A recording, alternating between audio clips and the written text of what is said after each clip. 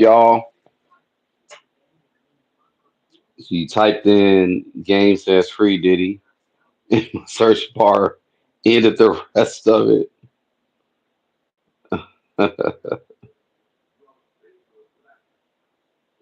What did it show you, Alina? What's up? I'm gonna talk about that.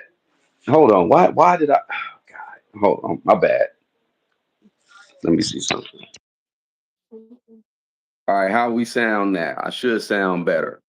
I didn't want to, I'm actually I'm actually wrapping up, finishing up looking at this Diddy thing. Damn. Wait, hold on. This is a shock. Hold on. I didn't know I really didn't know Tasha K was oh, that's not Tasha K. I thought Tasha K and Diddy had a group. What's up, Cat? Appreciate everybody coming in. What's up? What's up, y'all? Um, yeah, I'm it's funny. She came right in with Alina came right in. Okay, let me say what's up to everybody. Auntie Leah, of course, in the building, Kat, Patricia Blair, Makia. Yeah, so I'm actually watching the Sean Combs The Reckoning documentary, and it really I'm gonna have to burn this slow death row records. I'm gonna have to burn it because it not only made me want to hate Puff more, it made me realize what was going on with Suge. I never said Suge was a good guy or anything like that, but I gave him a little bit of grace. But now I'm just starting to look at a lot of everything, what they're talking about in this doc. And I'm like, yo, it makes me wonder. Okay, remember I told y'all, you guys, I went to Compton High. I'm gonna get into that story a little deeper.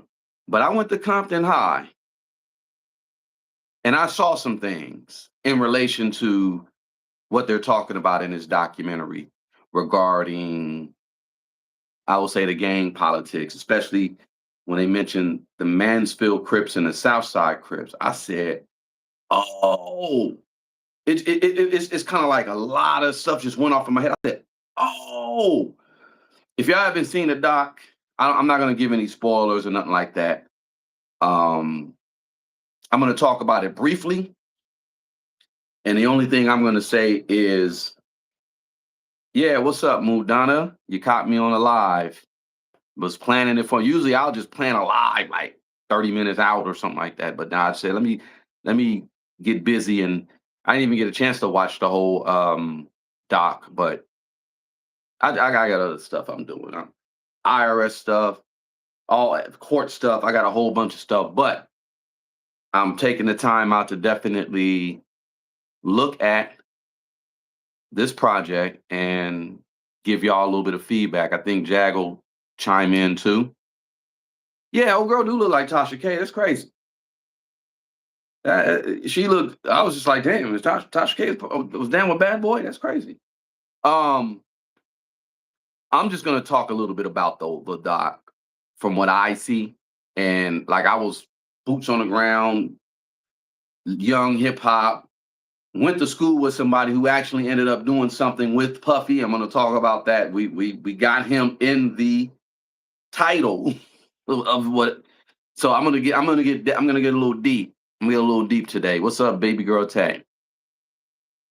Fran Fran Claudia. Hey, what's up?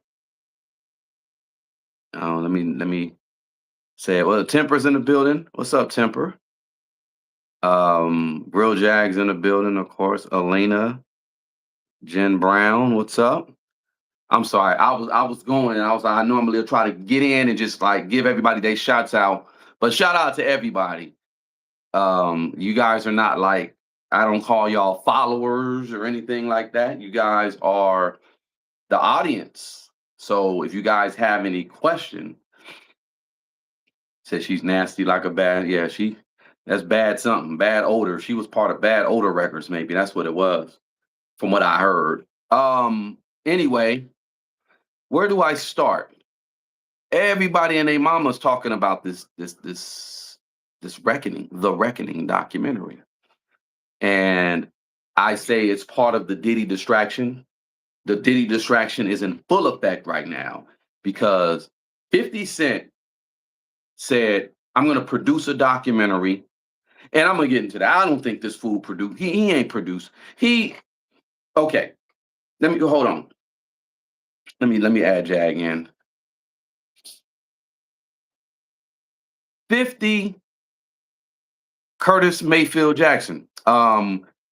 This fool did not. Well, he didn't produce it. Executive produced it. Yep, there you go. God said no. Executive produced by 50 Cent. So the executive producer basically is someone who puts the finances up. You hear The me, trick, Jag? And go ahead. the trick. He the trick. Basically, he Trick the one head. with the deep pockets. He the one with the deep pockets. I'm gonna look in to see.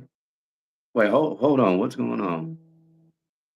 Um, hold on. Um, I'm gonna. What is up? You hear me? I'm sorry. Go ahead. I hear you. Okay. I'm gonna break it down like this. Usually, when you're dealing with EPs, they just put their name on it. The project was probably already produced. Um, Not gonna lie, it's produced very well. It is produced very well. It's you could tell this person, and the director is a Alexandria Stapleton, I believe that's her name. Mm-hmm. She knows her ish. Did a little background on her. I'm not gonna go into the background, but she definitely knows how to produce a doc. But You I'll said say this: I went to sleep on the doc. I went to sleep. This didn't have to be a 4 part. This could have just been like you say, either 2 parts or one long one. Um, Hold on.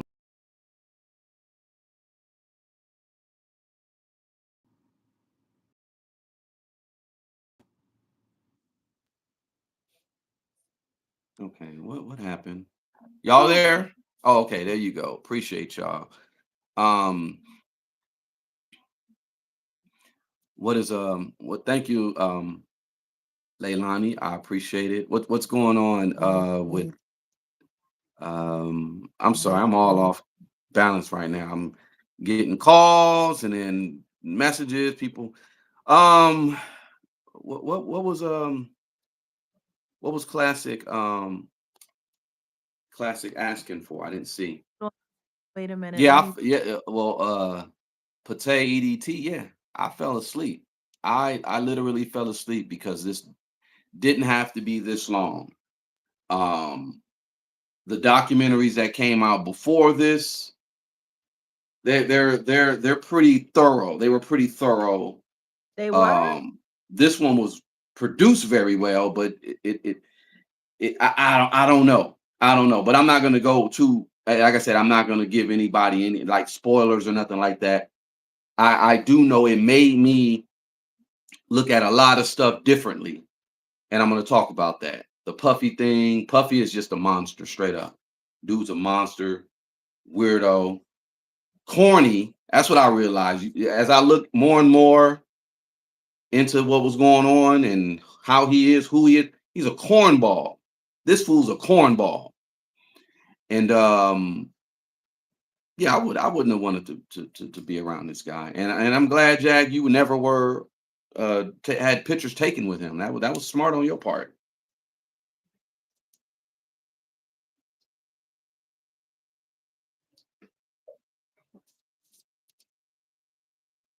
You there? Hello? Okay, hold on. I can't see. The thing is see. Give me 1 second, because Oh, okay, you hear me? Hello? I can hear you, but can you hear me? What about now? I can hear you. Can you hear me? Okay. Yeah, see that. Yeah, this whole see, anyway, my mistake. Let's get the show rolling. Let's get the ball rolling. Okay, so now I hear you. Now I hear you. But yeah, I said I'm glad you didn't take a picture with that cornball. This dude is corny as hell. But Puffy is a corny piece of work. And that's pretty much what I'm getting from this project. He's corny, and apparently horny. A little too I horny. I guess I don't know if I would call what he is anything that has anything to do with the human condition. I think he stopped being a human being a long time ago. And Mm. you know, I think I, ah, go ahead. Now I'm breaking up. Like this is crazy. I think they just hate. No, you fine. No, you fine. You fine. They say now they hear you. See, you're fine. All right. Where should I start? Because I didn't plan to wear the death row. Admin.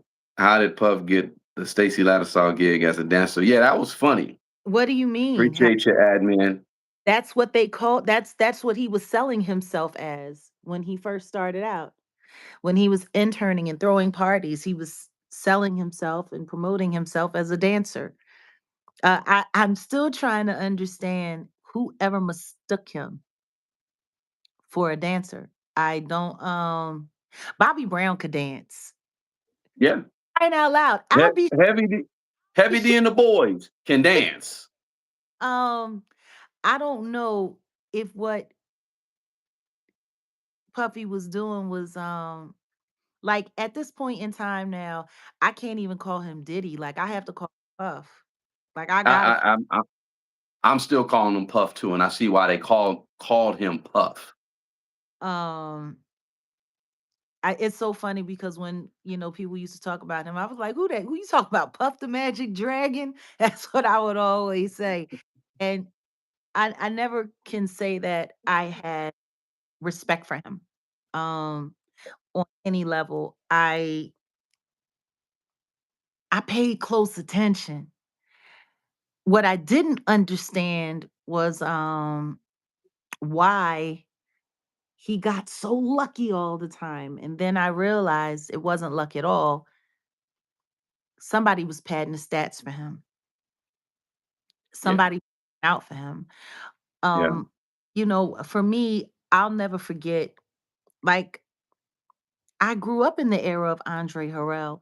I knew what Andre Harrell meant to black music. Like all of the monikers that they put on Puff was actually what Andre was black excellence. Andre, like he was all of the things that they tried to put on Puff. And it's just so funny because I never got it. It didn't make hmm any. Andre never pretended to be a singer. He never pretended to be an artist. He never wanted to be. He wanted to craft it, hone it, market it, push it. He wanted to be the Barry Gordy of his time. And for a good while there, he was. Unfortunately, he was capsized by his intern who mm, did nothing but study him. Like it's so funny. I think sometimes when people are being admired or they're being revered or even worshiped to a certain extent, um it's it's like I don't think people realize when someone is studying you. yeah, Like he yeah. was admiring him. He was studying him. Sizing them up like I think someone Like a said snake. something about a pet snake. Yeah. Yeah, no, like a boa constrictor. I Hmm. told you about that time when one of my exes and I we were he was raising Burmese pythons. Okay. And like I remember when they were small and then I remember when they were big and I remember when they were One was over 20 feet, one was just under 20 feet, the female. And they started getting smart enough to get out of the cage in the living room. And they were able to go through the vent, and they made their way through the vent system. And out and these suckers are heavy. Like snakes may not have any bones, but they are dense. Their matter is dense. It's heavy. It's like dead weight.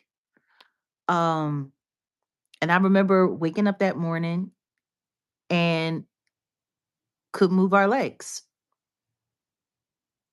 We were pinned down, and Samson was there in the bed. And we had to call because Dooley was in the house downstairs. Keefe was in the house downstairs, and everyone had to come together to pick Samson up and get him back in, and had to figure out the vent system, because apparently the vent system that we had, it wasn't strong enough to keep them in the case anymore. They were able to and smart enough to get out and make their way around the house while people were sleeping. And had to call the vet, and I'll never forget when it was time to let him go.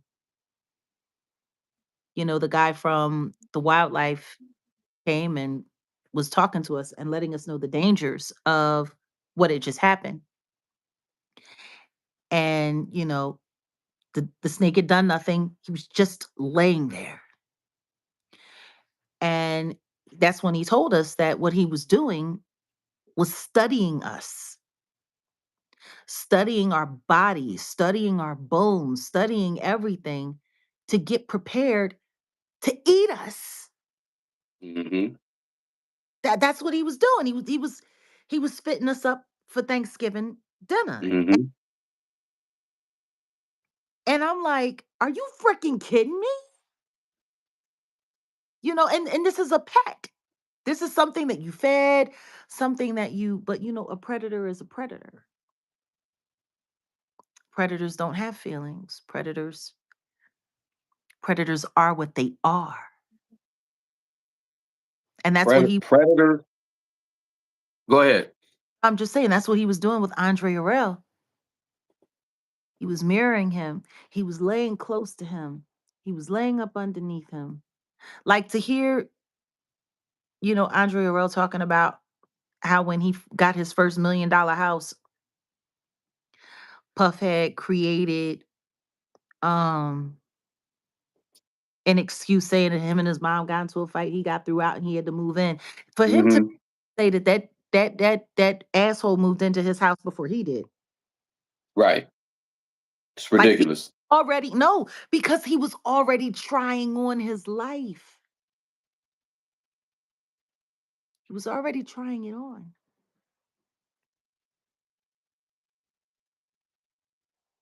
Yeah, it's kind of scary. Puffy is he's a piece of shit. He needs to stay in jail. Let me say this though. I had anticipations of like seeing other stuff. It's funny. I'm on here at the end. I'm sitting here looking at. Just seen Tisa, Armand. I even seen Coach Greg Adams. Shout out this Coach Greg Adams. He was, he's a somebody in the space, and he Bunch of was YouTubers. just in here. But he was just that was a comment that I guess they clipped him up and used this comment. And I see this juror situation. I will get back to that, but um, I didn't see Derek Lee Cordello.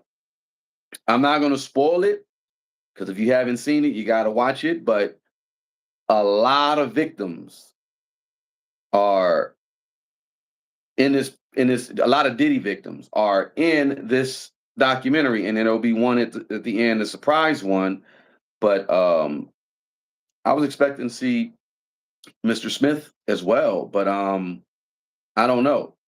It again, this whole thing it's not a hit piece, because that's what people were going around saying, that this was going to be a hit piece or whatever.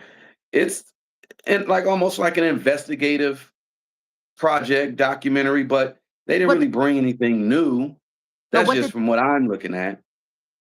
What did they investigate? Well, you know what?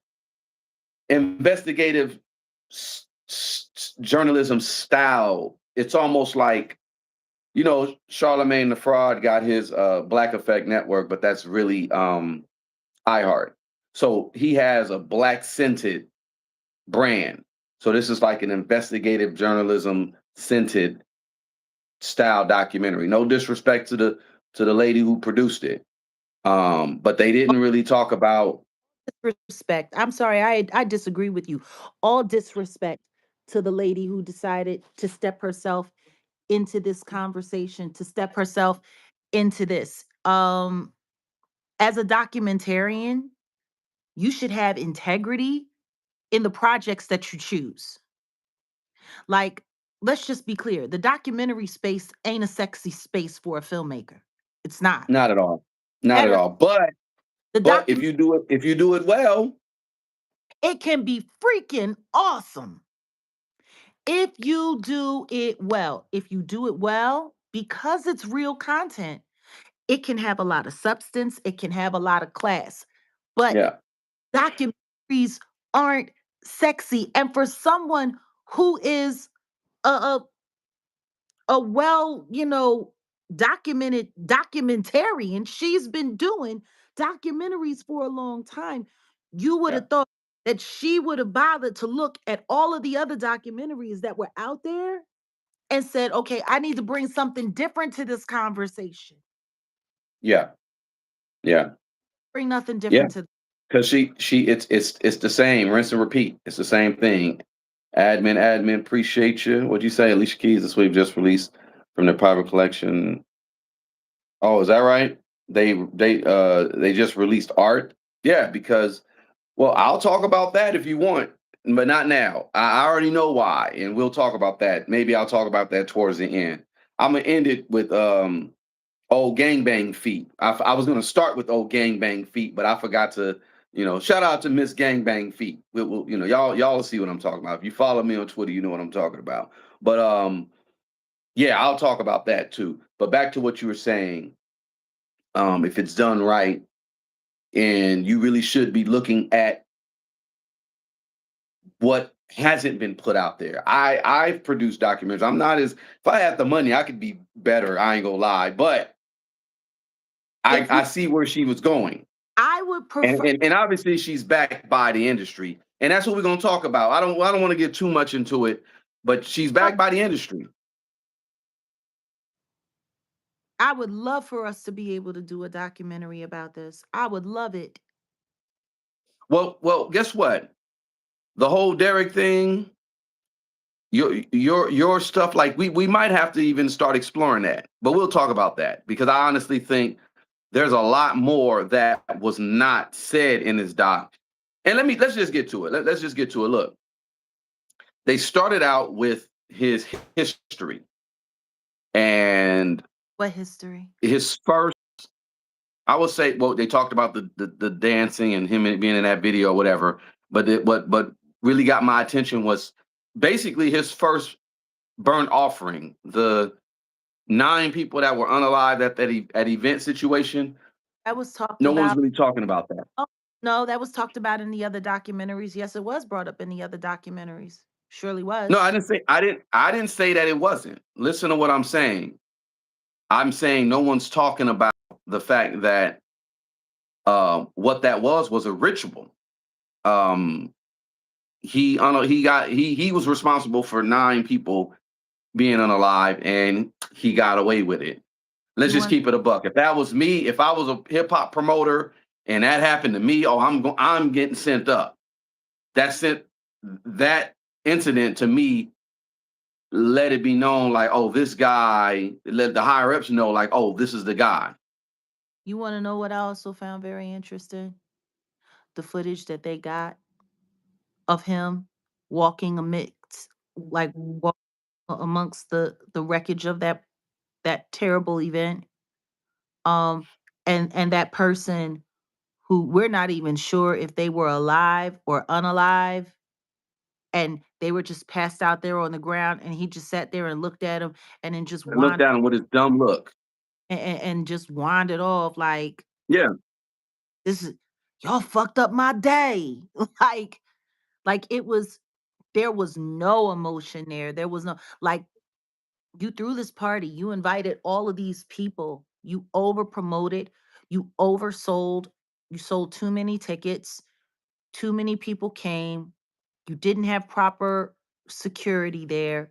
Like when they were talking about the whole bum rush in the door, the only way people can bum rush a door is if the door isn't properly guarded, which meant Right. it was under secure. You You set, supposed to have those doors open because they were leading to a stairwell, and then you just have security there. The reason why all those people were crushed is because the structure of the building, the way it was laid out. You even look, even his irresponsibility. You saw Dougie Fresh telling everybody what to do, blah blah blah. And he didn't get on the mic and say nothing no, everybody else spoke. He just sat there and with his dumb look.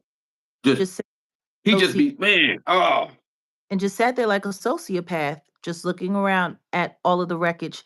Travis Scott vibes indeed. Um, but once again, I don't think people pay attention to the fact that all of these events, these chaotic, tragic events, it's all a you're right. part of the It's same rituals. communal spirit, the same Yep. communal. Um, Yep. and I don't think people want it to look that way. I think, me looking at this right off, um, and I have to look at it again because I'm Hmm. official commentary about this, but I need to go back and I need to take all of my notes and I need to look through some things because there's something very wrong with this project. I feel it in my bones, and I don't want to speak too soon. Yeah. Yeah. Don't just yeah. Yeah. I just I really need to take another look at this because there's there's so many smoking guns, I think. Like when I first looked at it, I'm like, there's a smoking gun in this, but I think it's more than one. I think it's multiple. There's a multiple. I think there's more to this project than meets the unassuming eye.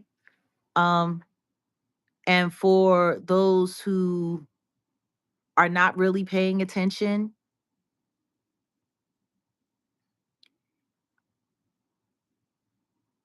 this is meant this is meant to trigger an event in your mind so that you'll leave this behind. Boom. To put a pin on some shit. Yep.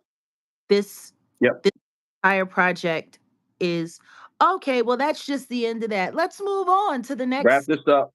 And yeah, exactly. Throw this away. Throw it out your mind. Next. I I mean, they have the same childhood friend, Tim Dog, in all of the documentaries. And yet he don't say nothing different, really. He don't. He don't. He The don't. script. He said the most in the first one that came out, when he started talking about how he quit and he couldn't take it. And then he showed us where he kept all of his plaques and stuff from Yeah. Bad Boy in that Yeah. private toilet that was hidden in the wall that he didn't have out, and him just sitting in the woods in what looks like is definitely Connecticut, um out in the middle of nowhere, just because he's like, that's a person that's running from a very, very, very troubled something. Hmm. And I Yeah. want to say this. There's also something else very troubling that's happening right now. And I just want to acknowledge it with everyone that's here. The likes are extremely troubling. I would Y'all hit the like button. appreciate 50 more likes. Like 50 more likes would make things not seem so weird. Hit the Appreciate. like, please. Thank y'all. Y'all already hitting it. Appreciate it. Got Jaguar in the building. Um, yeah, but outside of that, and him talking about the death of his child and the grief, and not really being so specific about what happened. Um, he's just a very, like, there's something off with that dude. There's something off with that dude. And it's wild because in this documentary, I found the little prompts of, the text prompts that they have, uh he was charged with this, he was charged with that, he was only found guilty of this, and he's serving 50. Mhm. Talking about we asked Janice Combs about whether or not there was she was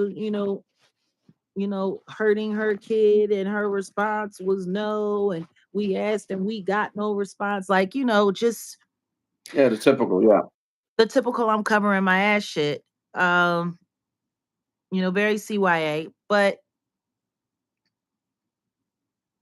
that no one asked him anything real yet.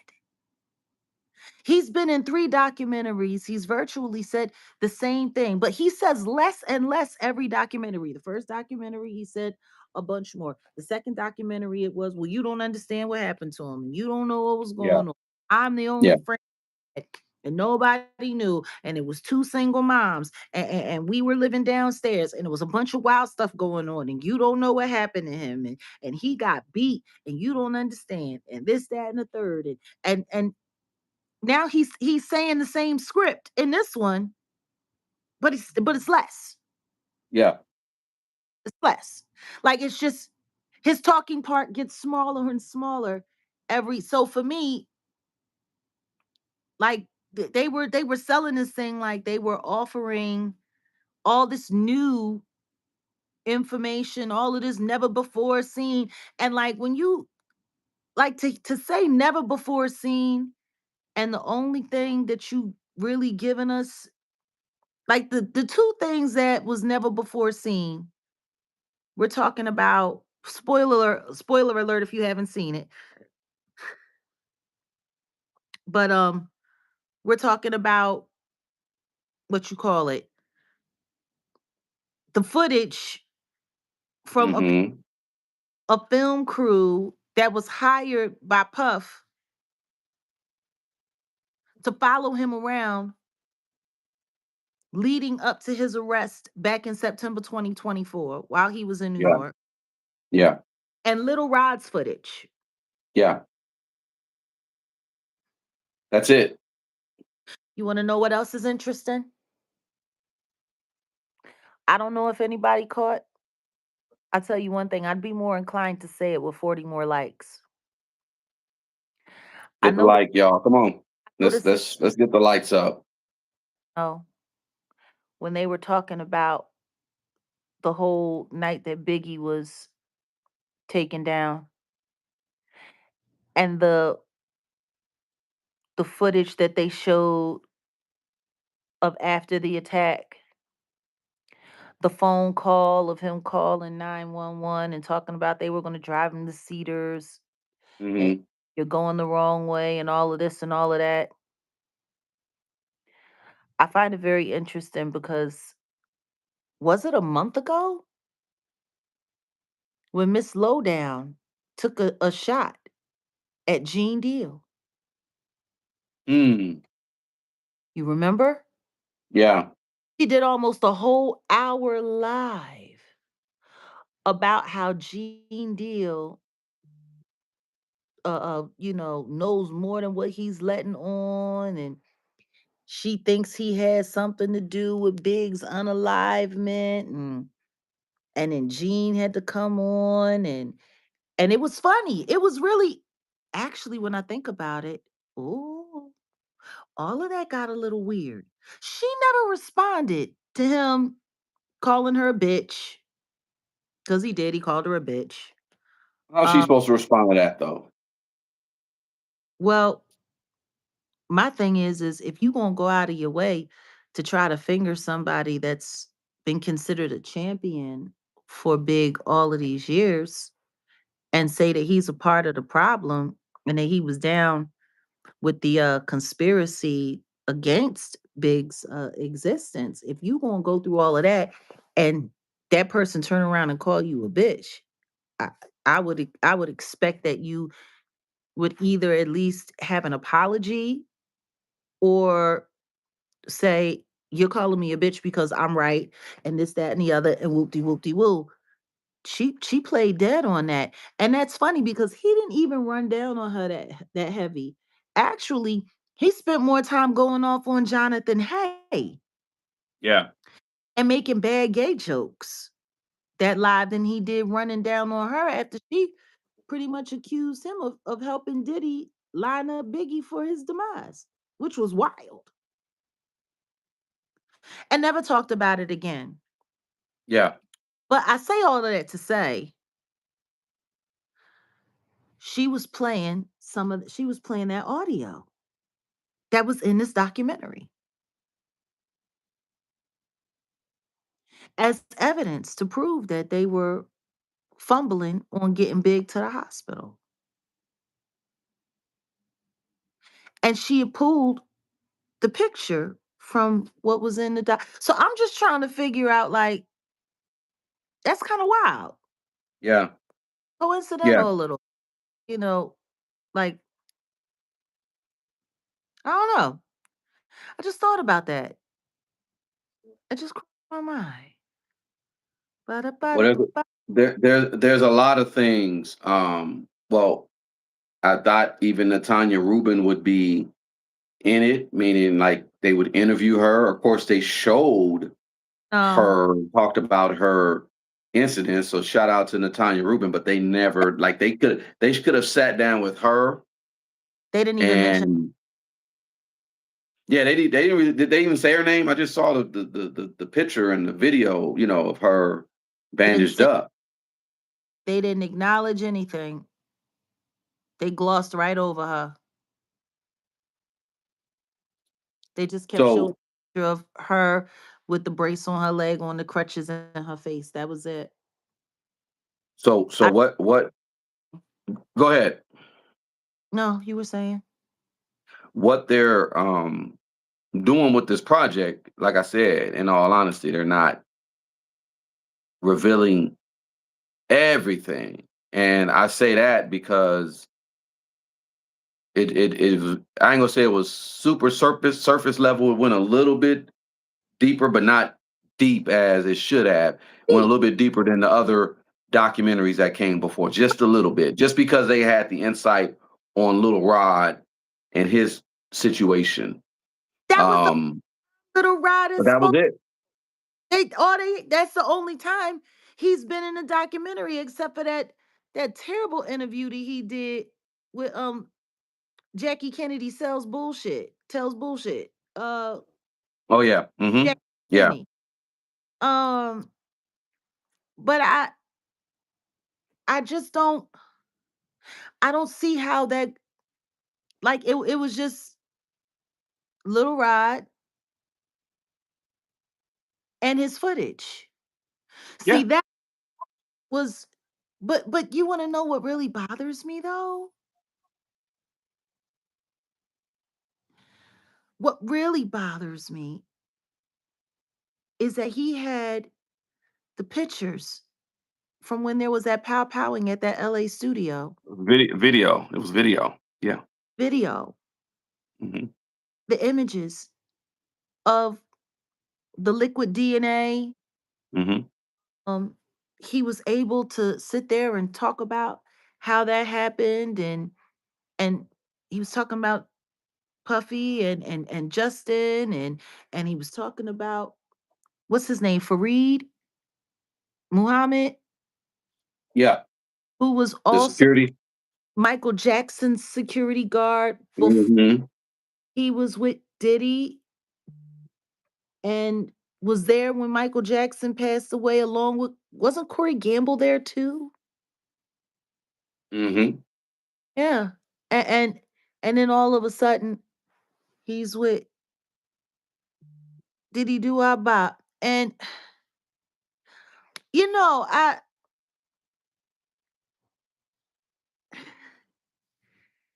that whole situation, that was a work environment, that was a company cover up, that was all kinds of just that alone, just that testimony alone keeps the conversation for Rico open. It wasn't seen by the jury. It wasn't seen in the trial, but it's seen in this documentary.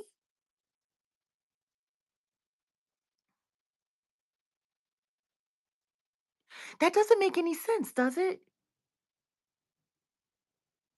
No. Why is Little Rod's evidence that's now a part of the discovery that just happened for his case available for documentary, but not for a trial?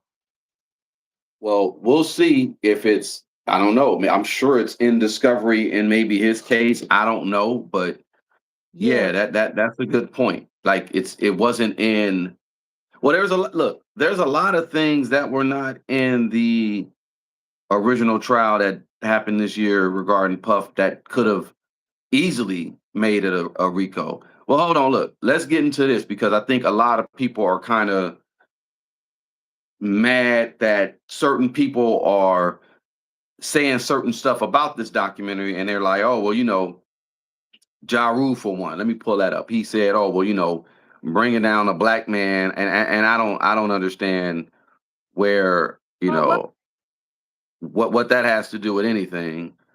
Is this Ja Rule's? No, no, no. That's the wrong one. black Here he man? is. Well, listen. Ja Rule called 50 Cent. He tweeted this: "You a rat. You always been a rat. You will be a effing rat. Used car salesman, suit wearing, field goals, nose having, Herman Munster head ass ninja." This is what Ja Rule tweeted because he, well, lightweight upset that 50 did this documentary on Puff. And the thing is a monster's a monster. I'm not advocating for Puff, and he should get more time because just understanding all the stuff that happened, you know, the stuff that he didn't get caught for, he needs to be caught up for that. You He needs mean to get more time. But you got somebody like him, Ja Rule, sitting here caping no, he got for for it but wasn't but but but he's still caping. Like it's sad. He's still caping for Puff. Like I mean, of course, you can be mad at 50. I get it. Ja Rule and 50 are like nitrous. Like the nitrous and glycerin. It's gonna always be a war. Ja The Rule. Hatfields and McCoys. Ja Rule needs to answer for two things before he can have anything to say about else. Number one, why were you running around mimicking DMX's voice to get famous When he don't sound like that. when you don't really sound like that? Like you were the radio friendly version singing bitch songs. That's why you're famous. You're famous because you imitated a real MC who was out there spitting bars and talking about real black integrity. Like, And really and the phone and now that you're saying it, I'm thinking about the fact that DMX inserted the Lord and all that and God into his songs, and yeah, you see Ja Rule try to, yeah, huh. like you can answer for that first. The second Thank thing, thank thank you, Alina. Go ahead. I'm sorry. yes, Selena, thank you. The second thing he needs to speak on, if he's gonna speak loudly about anything, and you know what? Let me pull up the right picture. Oh yeah. Let me pull up that is befitting this conversation. Right.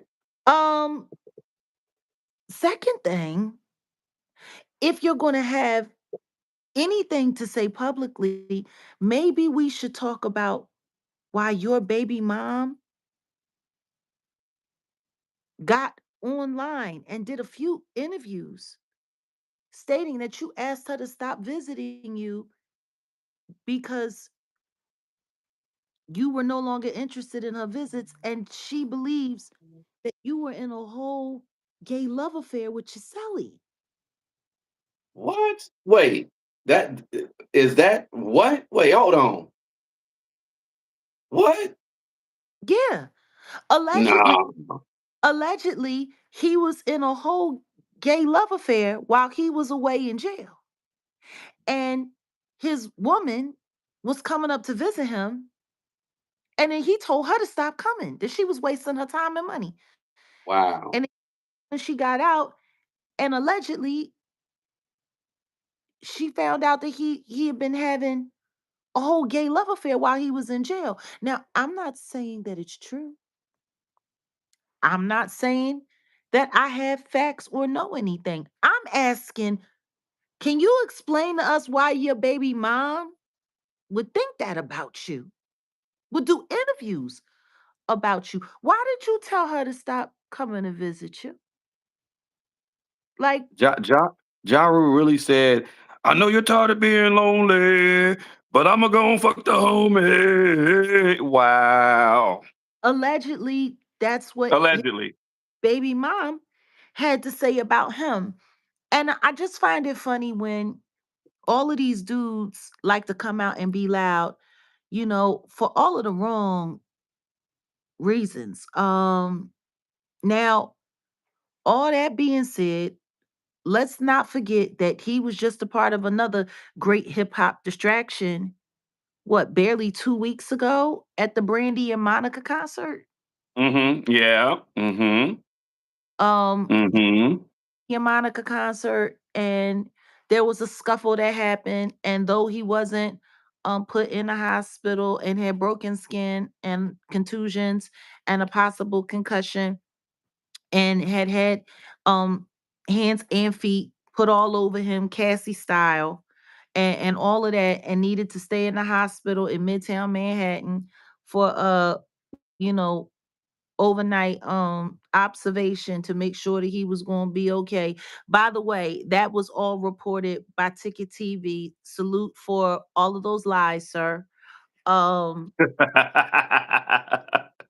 because that was his reporting. I read that clean from his transcripts, nor did he do a retraction. He just took the views and the cash apps and the super chats. Um because Tasha K said it looked really bad. And she's a known liar. Um, but yeah, like forget all of that. Because in my opinion, I think there was more to that story. I think that whole story was um to create distraction and a diversion for something else. Because the truth is, because of that incident that ended up being exposed there, people stopped asking why Beyonce Giselle Knowles Carter has been running around behind Kelly Rowland like a lapdog when she ain't never gave no fuck about not Ned Kelly show ever. Hmm. Yeah. Like, I'm sorry, the simple fact that nobody's paying attention to the fact that she kept showing up, like she showed up, she went to like 3 of the Kelly shows for the Boy Is Mine tour, like 3 different dates. Yeah. Um, she don't like she was so pressed to be at that concert where Ja Rule was not really hurt so bad, even though he was supposed to be in the Midtown Hospital. Salute to Ticket TV. Mm. Um, Mm. and salute to New York Fire and EMS and to the police who showed up so quickly to save him from the assailants that were never there coming from the alleyway or up the street as they fled into Bryant Park. Salute to the lies. Um,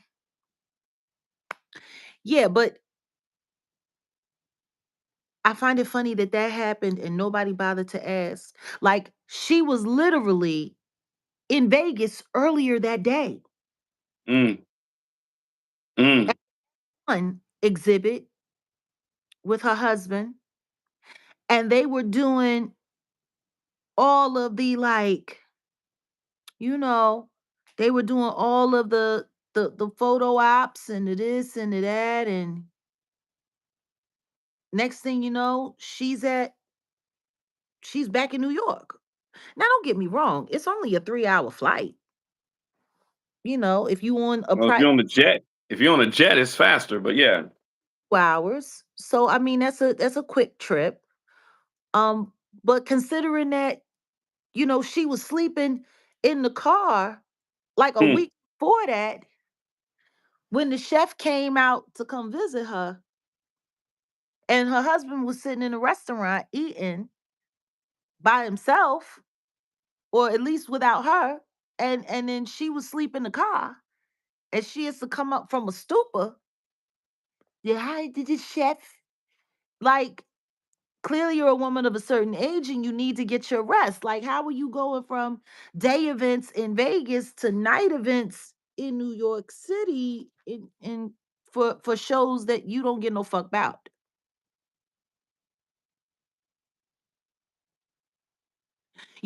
And considering that all of that came right after the Kris Jenner, we got a new plan in motion birthday party at Jeff Bezos' house. You know? well, let me put it back to the subject because you kind of steered off and you're talking about Oh no, Beyonce no, no, no. I'm not and Kris Jenner. talking about no, because I'm talking about the Ja Rule being used as a diversion.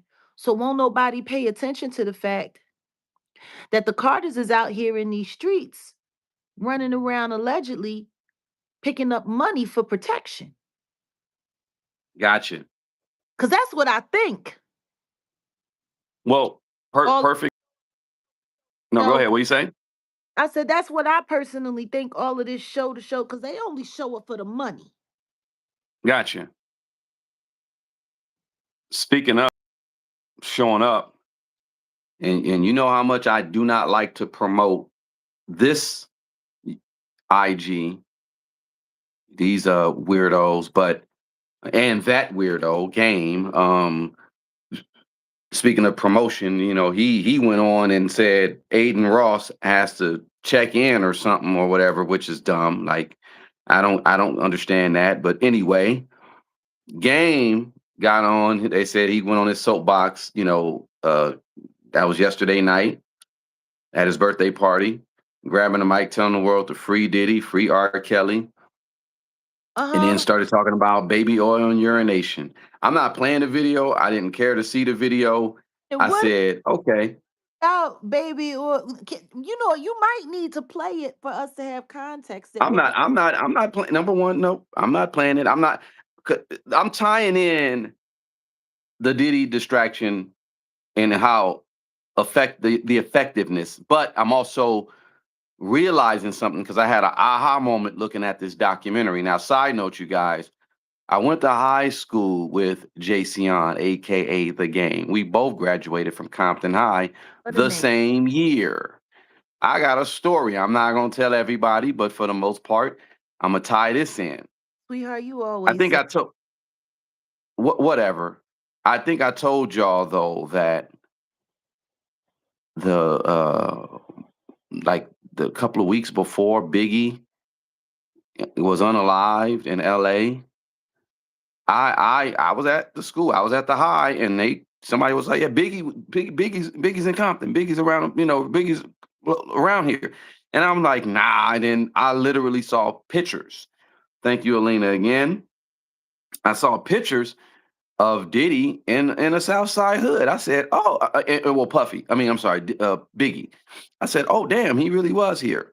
And then, yeah, he was really there. And now, when this documentary, maybe episode two, they started, no, episode one, they referenced was this guy named Von Zip who has connections to some man. And Von is from New York. He has some connections to some Mansfield Crips Yeah, he's tied. in L.A. Go ahead. No, he's tied in. Never heard of this dude. Didn't know, but I know I know that they have their little connections, East Coast, West Coast, when it comes to certain gangs, even Chicago. I know that. That's Now, funny, and probably why so many people would be uncomfortable about me and you being in an alliance in any way. because See, we can connect some dots. I got all of this East Coast knowledge, and you got all of this West Coast knowledge. But see, you got the peanut butter and you got the jelly when together. you put the peanut butter on it, The yeah.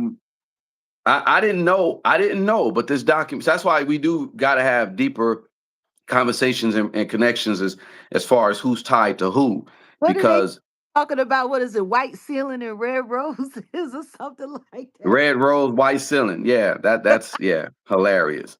But Game was up under Puffy for some time, and I always thought, like, how did that happen?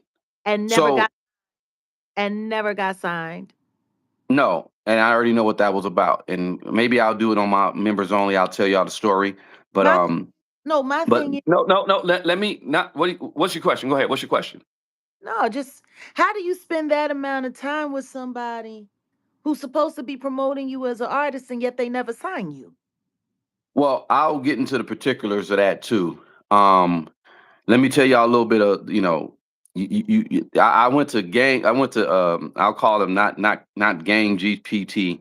Imagine if you had a large language model like a GPT that you could ask about certain hoods and certain stuff in certain neighborhoods. Do the H rays get along with the six O's? Like that would be hilarious. I think somebody should come up with that Didn't they because come, they had something that way back in the day? Wasn't it called like an ebonics dictionary? Nah, that's something different. I'm talking about Ninja Google, right? No, So just like Game talking about Aiden Ross had to check in, it would be similar to that. Like, oh well, can I go over here? Because these fools are shooting. They were shooting. Nah, but like, nah, you good. You can go over there because you can go buy you an ounce over here because the whole little beef is done. But anyway, look, there was a connection that I never knew about, the Von Zip and the Mansfield Crips. And the Mansfield Crip with the South Side Crips. South Side Crips are Crips that are in Compton.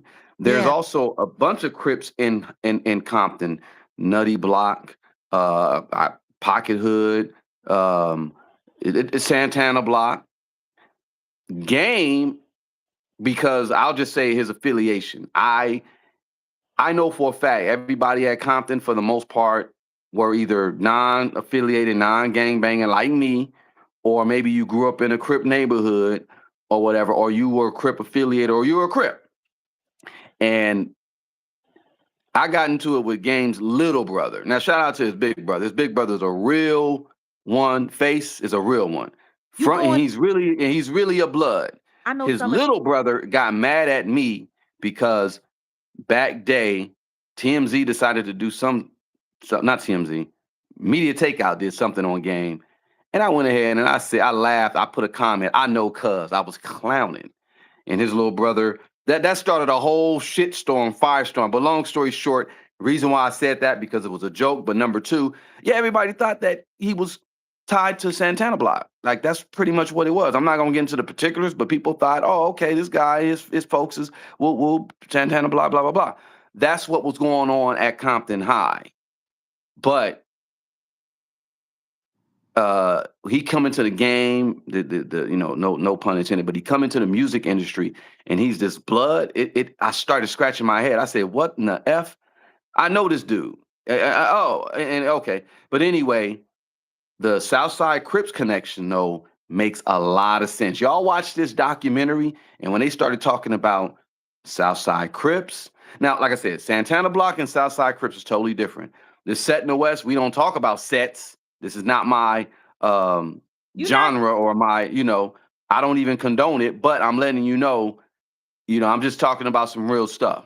And the Santana Blocks and the Southside, that's totally different, but they're both in Compton, and it made sense to me. I said, "Oh, no wonder why somebody must have got so cozy up to Puffy out of nowhere, or like it blew my mind realizing that connection, and it goes into the unalignment with Tupac, y'all. Like it's crazy.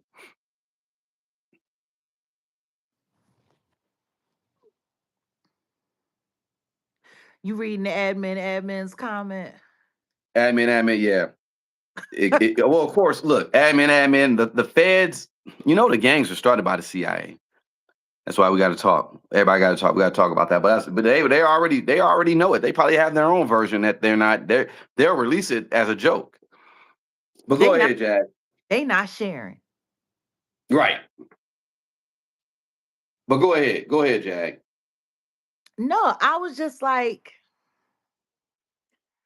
I'm trying to understand.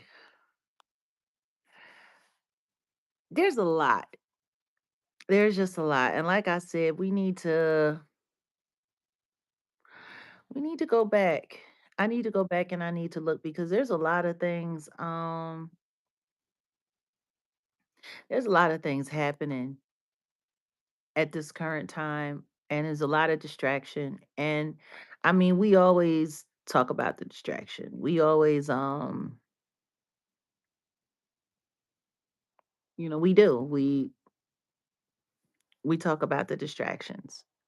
It's just it's funny how they slide them in and how many people miss them. Mm-hmm. Um, you know, I guess like this idiot, your high school buddy Jayceon, screaming free Puffy, free R. Kelly, urine and baby oil for everyone. Um, that's troubling.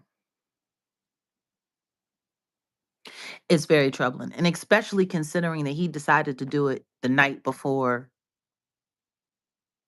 the documentary came out. Like it's kind of obvious that you're trying to bring attention to something.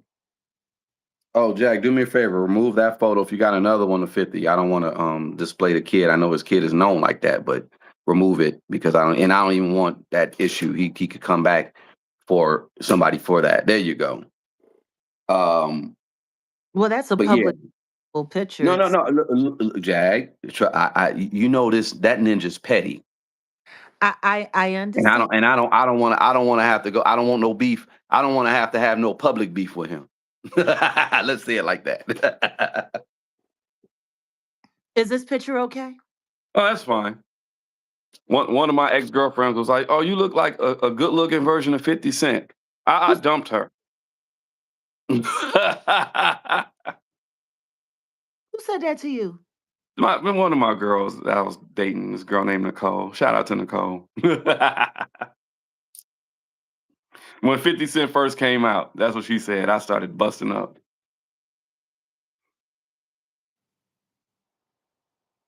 I'm dead ass serious. Where is she at?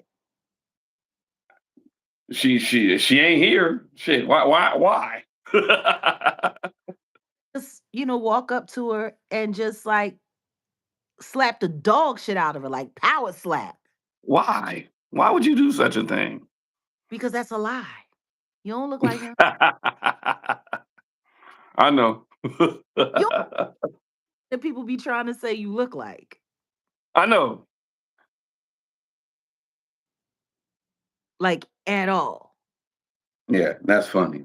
You look like Hilarious. People be wilding. It's funny how people always want somebody to look like somebody or think that they giving somebody a compliment by, giving them the moniker. Some You like you look like Red Fox.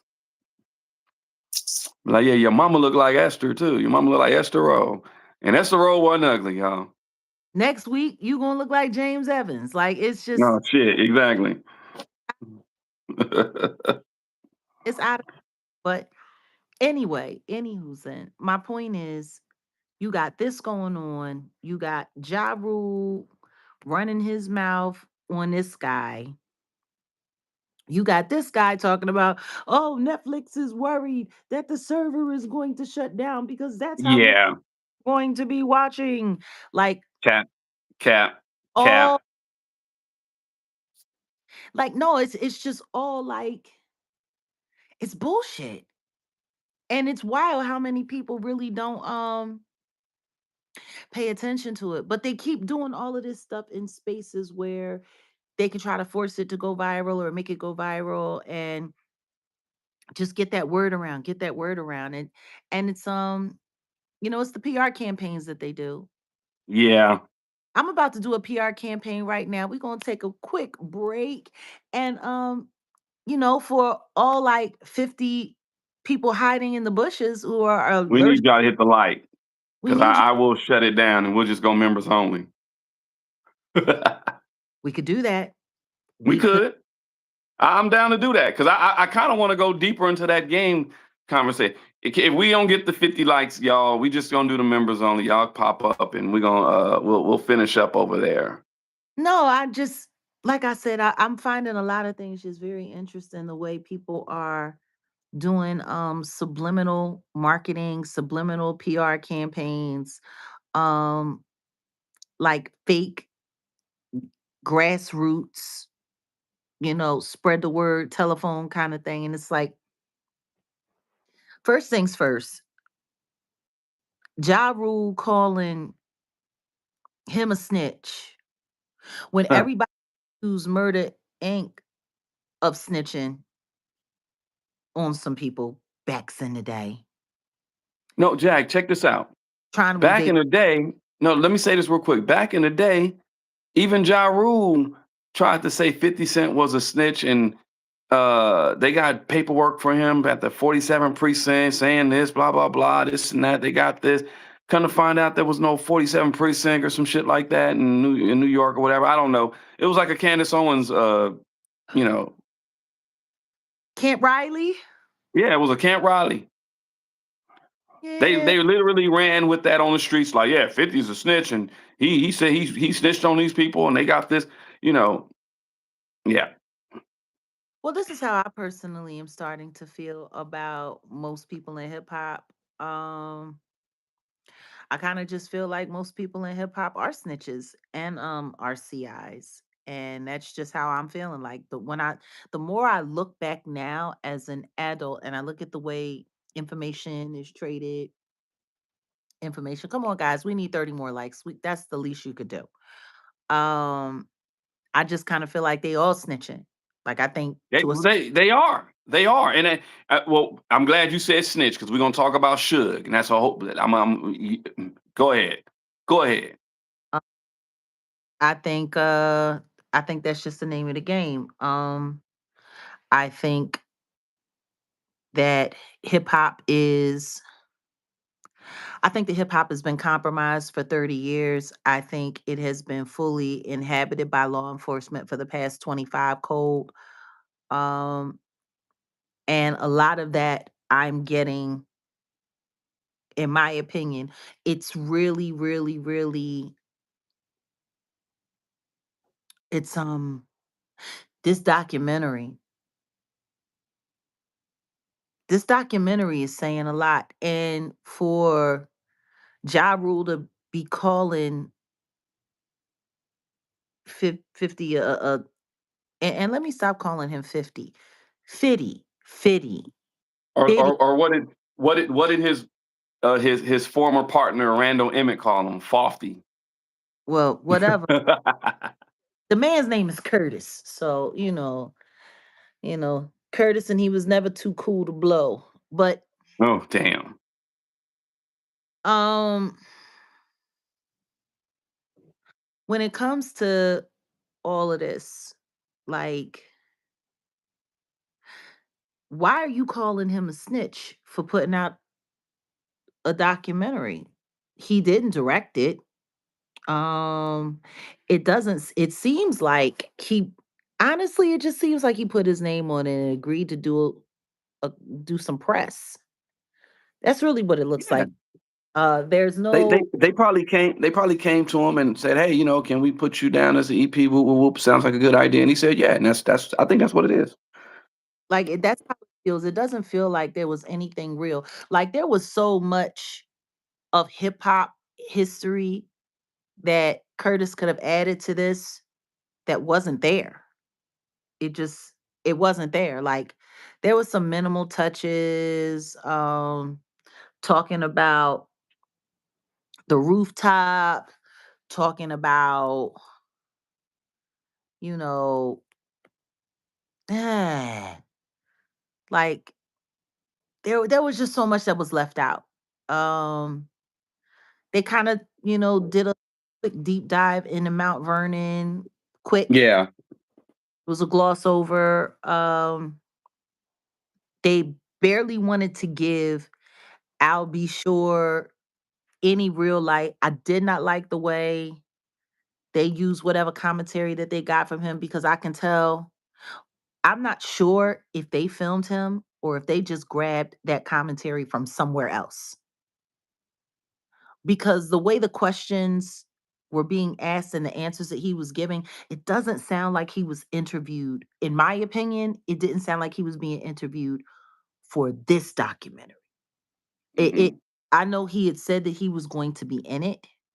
Maybe they did interview him, but the stuff that they chose to use was so um it was so lax, it was so light. Like there was no number one, to have this documentary and there be no real mention of Kim Porter outside of Kalina talking about Kim was a boss bitch. She was a boss bitch. And when Cassie was around, she was like, I'm going because I ain't doing this. And you better make your girl get the fuck out of here because yup, she did that because she was a boss bitch. Mm. And she was like the wife with the kids, and yeah, cause she ain't play that. She ain't play that. She ain't play what? Yeah. What didn't she play? Like, what the fuck are you saying, Goofy? Like, and Kalina is a goofy. Let's just be. Can we be very honest? Spoiler alert. Anybody who watches this, please say a prayer for Kalina because I gotta Yeah. feel if her performance don't go off the way she needed to, she might do too much of the pharmaceutical that it look like she's still very much so on and be up the Yeah. be the her damn self. Yeah. She's looking crazy. She was looking crazy. Crackhead. I flashed a picture. I thought I was about to say, was that Tasha K? She looked like Tasha K. Kaleem's never been a pretty girl. Like I think that's part of the reason why Dawn didn't have a problem with being in a group with her because Dawn was never the prettiest girl in her group until Dirty Money. Well, no, Puffy was the prettiest girl of that group. Yeah, but for those who had like real red, Yeah, no, I got you. I nobody got you. talk about like And all of beauty is in the eye of the beholder. Yes, you're right. it. But guess But what? Everybody's high out of their mind. Who cares what you look like? yeah, exactly. Jeez. It's easy to get pregnant multiple times when everybody is too high to remember what you look like. 111 in the building. Let's hit the likes, y'all. Hit the like. Hit the like. Everybody's forgetting that Kalina's baby daddy and husband, because they're both bi. I know that. Okay. She don't like to tell everybody that her baby daddy is bi allegedly. We'll say allegedly. But I don't have to say allegedly at all when it comes to her because when she came on Love and Hip Hop Atlanta, after Diddy made sure that Stevie J got her worked her into the cast. Like I think people keep forgetting that Love and Hip Hop was a franchise that was ran by all of Diddy loyalists, by all the Yeah, Diddy ops. yeah. When Kalina came on to Love and Hip Hop Atlanta for the short time that she was there, because she crashed out because allegedly she was as someone would say smoking her kneecaps off or snorting her kneecaps off allegedly, why she keeps losing her children, kind of like how Craig Mack's baby mom lost her Oh, kids. damn. She was also in the documentary. Yeah. I saw that troll and I said, "Whoa." There was a lot of YouTube trollness A lot of 'em. in this documentary. It didn't make no sense. It didn't. It did not. It really didn't make no sense at all. I mean, if I could go back and pull all of the messages and the emails of her trying to eat the inside of the crack of my ass out for me to advocate for her and her alleged grape against her from Steve Stout that she was trying to get me to run with so that they could put a defamation case on me, or how she called Eric B to get him to try to go along with the story when he apparently wasn't really that interested in advocating for her. Like there's a lot of weird shit in this fucking documentary. It is. Now It I is.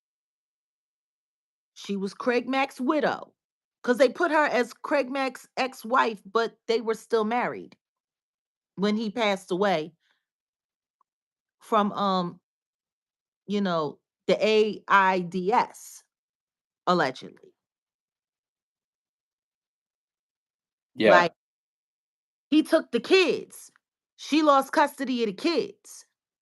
So Yeah, I was asking you. I was like, because I mean, well, I don't know if you want to go in depth about Craig's Mack's wife, and yeah, she was in this documentary, and I was like, because I know towards the end of his days, he was living with like this community of like a commune type of situation, right? And he yeah, denounced a lot of the stuff with the music industry, announced and he that definitely was like anti Puffy. he was Um, anti, he was anti all of that shit. He was anti but everything, and he had that woman wasn't living with him, no. So that's right. She wasn't living with them on that commune. no, she didn't get the kids back till he passed away, which was also Wow. how she was able to get her hands on his royalty checks Ah, because they were still legally married, got it. and the children were the living heirs. Yeah, She got yeah, involved with YouTube Gestapo and trying to line me up and set me up online, working with Nosy Ho, trying to get me to push a fake story about her and her friends allegedly being raped by Steve Stout and some people, and how they got her drunk. But first she was great, then it was just her friends that got raped, and then it was they didn't grape her because she was on her menstrual cycle. And I'm like, well, that's usually not how rapists work. They don't really, if they going if they gonna get you, they gonna get you. They gonna be high off the adrenaline of hurting you. Shoot, exactly. the Wow. and they might actually turn them on. Right. Oh man, yeah. But So she just sounded not credible, and that's why you didn't rock with it. well, my thing is there wasn't much for her to be credible about. Everybody knew that Craig Mack was unhappy. Everybody knew that Puffy was robbing everybody on Bad Boy Blind. Everybody knew that Craig Mack was broke. Like everybody knew that. Like that's the thing. What she had to say in this documentary, everybody knew. Like you you didn't need her to say that. Yeah. Like you I said, this whole thing was like it wasn't nothing. Yeah, like No new information. there was nothing. There was nothing. Like her test, like her whatever. Like I honestly, this is going to do her more good for her struggling YouTube channel that she uses to troll and stalk people, especially considering she's one of those crown people. Oh, yeah, yeah, yeah. Yep. Mhm. Like she tried to But buy that Burger King weirdo a fur coat on layaway. yeah. Are you serious? I'm dead ass, or at least that's what Ah, he. ah. She no, but she was always big at trying to buy her way into people's life. She tried to buy her way into my life. She kept trying to get me to run with her story and run with her story and promising me that as long as I got her story out there and I made sure her story went viral, that she was gonna sue Steve Stout and Kid and Play. Because back at that time, Steve Stout was Kid and Play's manager, and Mhm. with Kid and how she was sleeping with the DJ for the band. She was sleeping with everybody except for Play. And I guess that's because he has some common sense. I mean, she used to sit there on Wait, she was messing with Kid? yeah. Kid is the homie. That was No. that was her thing. She was screwing him and the DJ. Wow. And Nah, it, Shout out to Kid. Kid is the homie. He got his Kid and Blaze, little whatever, that's the homie. But damn. Wow. Steve Stout and go after them because she wanted to sue them for a piece of the weed store. And Got it. And I'm like, well, I'm really not interested in your money pursuits. So she was like, no, because I'm going to get like $2 million out of them and I'm going to get them to pay me off. And I promise you, Jag, I'm going to hook you up. I'm going to get you $100,000 and whoop de whoop de woo. And I'm like, I'm not doing this for money. I'm not interested in your money. If your story is real and you were legitimately, you know, which is why I thought it was funny that she called Eric B while me and Nosy Ho was on three-way with her and she asked us to mute up. But honestly, Mm. he knew he was on the phone because of the way he was talking. And he was talking about just coming back. And he was in Miami and just coming back from Miami to New York or whatever the case may be. And whoop de woo. It's just funny how Eric B has been like trolling around situations regarding me online for the past 4 years, all for the purpose of what exactly? Mm. Mm. Trolling around my meeting with Sophia Stewart, trolling around us being at the trial, trolling around with Roxanne Mack Johnson, like real strange shit. But I digress. Anyway, she couldn't come forward with no real information. She couldn't come forward with anything of any real validity at all. And I told her unless she could get the women that she said was assaulted, who she said she stopped speaking to right after the alleged essay. And I'm like, you never called them back to check on them to see how they were?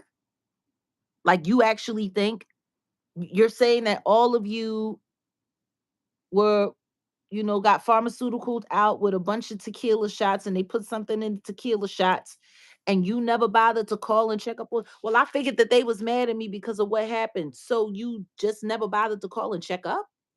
Right. Well, Kid called me the day after that. Oh, he did. He called you the day after that. Yeah. And he was just, he wanted to make sure that I wasn't going to say anything and I'm like, but how did he know when you said he wasn't there and he stood you up and you ended up with Steve? Like she was doing the most. She's Yeah. a whole fucking liar. And she was trying Wow. to get me to run with a bad story to kill my credibility. And this was back in 2021. Wow. That seems like the running theme because even Stephen Williams, Cat Williams, quote unquote brother, came. I was just thinking about the Jussie Smollett thing because he's resurfacing. Yeah, The his son, he Poetic Flacco started wanted to talking sit. about him. He wanted to sit with us, and he wanted Yeah. us to do a interview. Hold on a second. Speaking of, that's some throwback shit. Wait a minute, that's a whole throwback. He literally got at you, and I guess he was gonna use you because his sentence ended up getting overturned, and it wasn't because they didn't find him, liable, or he wasn't, quote unquote telling the truth. It's Wait a because of a technical error. wait a minute, hold on a second. Wait a minute. Flashback, flashback. Hello? Go ahead. Yes. It's Jesse. Jesse Smollett. Yeah, how you doing? Grand Rising, dear. I'm so nice to talk to you. It's nice to talk to you. What city are you in? You don't mind me asking? None of Well- your goddamn business, nigga. Okay. Why do people always Every time somebody says, "Where you at? What city are you located in? Hold on. Smollett. Where's your mama at, ninja?" I'm so nice to talk to you. It's nice to talk to you. What city are you in? You don't mind me asking? Well, what I will say is I'm on the West Coast. Okay, I'm gonna be on the West Coast. I'm gonna be on the West Coast tomorrow. Is there an opportunity for us to sit in person, like face to face, at all? Let me discuss that with honey.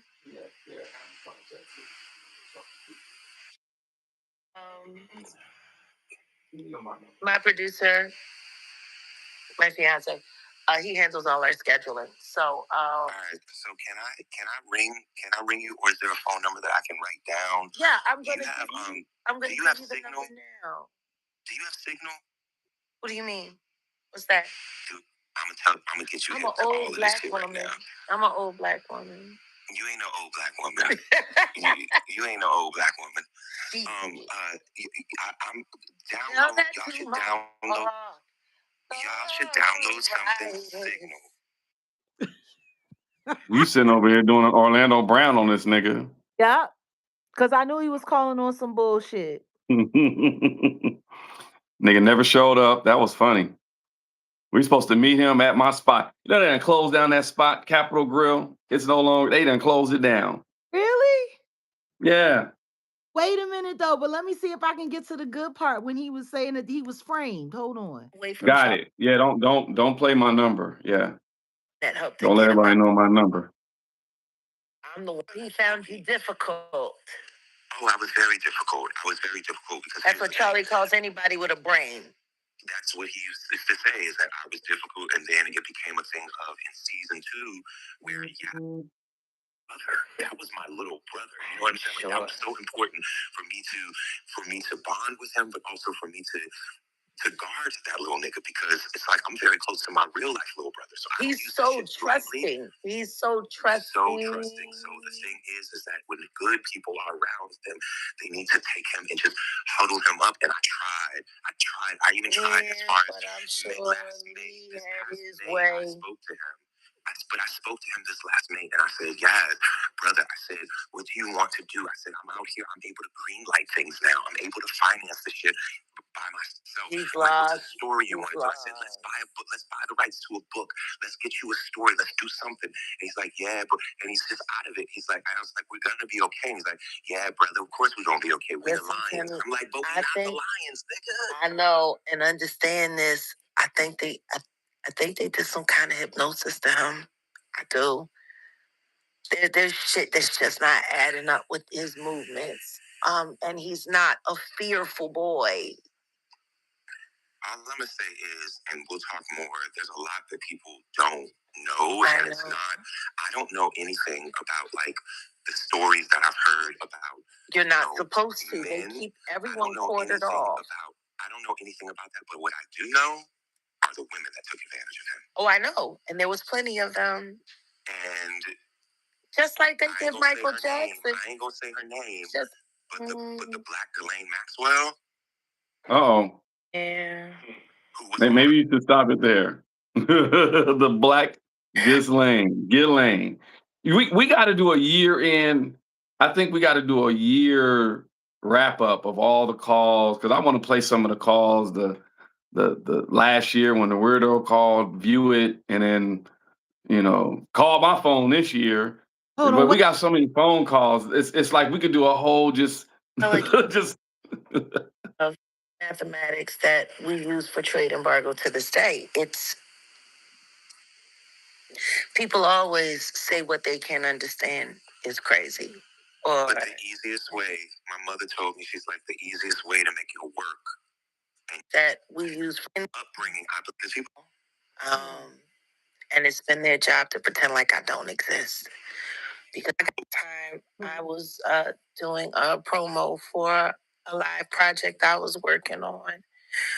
Right after Baby Boy, I already knew what John Singleton had going on over there. Oh, just to make sure, I'm not. No. I'm not saying anything. I'm But not I'm saying. not. I know. Okay. I know, but I'm telling you, there are certain people that I got issues with her. The way she turned her head, always at the right time. See, I know her. I know them all. And it's been their job to pretend like I don't exist because they don't want anybody to believe the truth. My mother told me when this all happened in 2019, she said, what's the easiest way? See, because people don't understand the guidance that I have. My godmother is Angela Davis. My mother marched with the Black Panthers. There's certain things. You know like, I'm a Panther, right? But see what I'm saying? Like, you understand. and your auntie is Kamala Harris. I'm sorry, go ahead. Right. Where it's just like, even if you're scared, you're like, but I gotta do it anyway. Yeah. There is you know no, what I mean? the It's only like, thing oh, they all gonna think I'm crazy, but I gotta do it anyway. They all gonna think I'm a liar, but I gotta do it anyway. They thought Einstein was retarded. Yep. John Nash was on the books, a bona fide schizophrenic, and yet he wrote one of the most elegant pieces of math. And your voice, null and void, is to make that make you an enemy of the people that work is with and for. Oh, absolutely. Absolutely. They've worked, they've tried. But and so even the people that know that you are telling the truth about this shit are still like, terrified. Don't fuck with Jaguar, though. Don't fuck with Jack. Don't fuck with her because like that's a little too much. But wait a second. But if she's being transparent and if she's telling the truth, then what do you mean? How are we supposed to just? Well, the very same people that are saying don't fuck with her, they're saying that because they can't fuck with me. So you got to understand there's an added bonus that a lot of people ain't looking at. I'm more talented than every last one of those motherfuckers. How about that? And if I actually tried, to make all of that bullshit that I disgusted work, I would have been better at it than all of them, and they know that. See, the people that are happy being quiet are the people that are praying I never get a shot because they'll disappear. No different than when Chris Brown gets on stage with any other male performer, they disappear in real life. That's what I do. But we are run by mediocrity, though. Oh, absolutely. Absolutely. No one wants to compete with real talent. And guess what? Real talent gets a real say. And look at all. That was an interesting conversation, wasn't it? I'm saying we got to do like a throwback, after, maybe towards the end of the year, play some excerpts of some of these conversations. So that was funny. The simple fact that he could sit there on Cam Newton. I'm more upset about Cam Newton than I am about Jussie. I get why Jussie's doing what Jussie's doing. Why you upset with Cam Newton? Because he keeps pretending like we can't see his horns. He's a straight demon. He's straight devil. Trying to trick people into doing Schluminati hand signals, pushing the agenda of what real committed relationships look like, the responsibility of a man, making a mockery of monogamy, bringing of sadist, sexually perverted weirdos onto his show and trying to make it look normal. sitting there trying to find a way to shame and disgrace, decent people, decent, real God fearing people. Like, the thing that's bothering me more than anything is that anybody can sit there and look at how that boy dresses and not be able to tell that he looks more like a down low loser, you know, R. Kelly part 12 in the closet.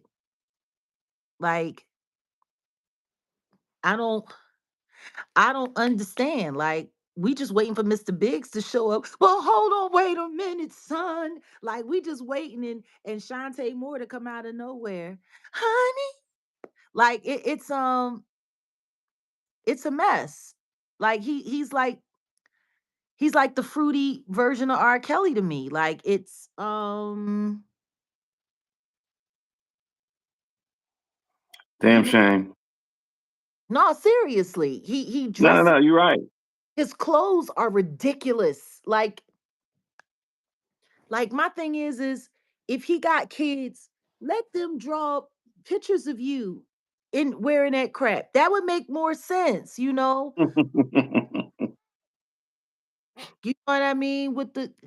You don't need to, not in real life. It's just a mess. And they spend a lot of money to look like clowns, and then people sit there and lie to them and tell them how good they look and how fly they are and what. Like, no, he is a big ass dude that was sitting there blushing while Jamal Mhm. Bryant telling him how pretty his legs are. I'm Right. sorry, That was weird. ass Let's man here and smiled. let's hold My on one second. No, no, no, don't trip. Let's wrap because we gotta get on that call. And yeah. yeah, because that's what was getting the call from. But overall, yeah, we gotta do that. We gotta do a throwback of all the phone calls and all that because that was hilarious. I totally forgot it. Say though, regarding that documentary, the Yeah. one thing very clear about it for me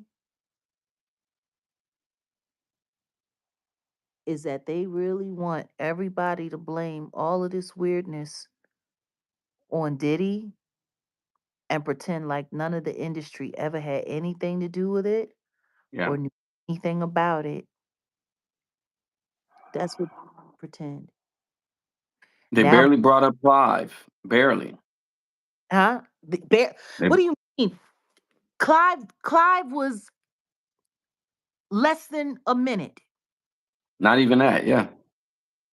Less than a minute. I mean, the truth is they barely brought up anybody. Do you know who they brought up even less than Clive?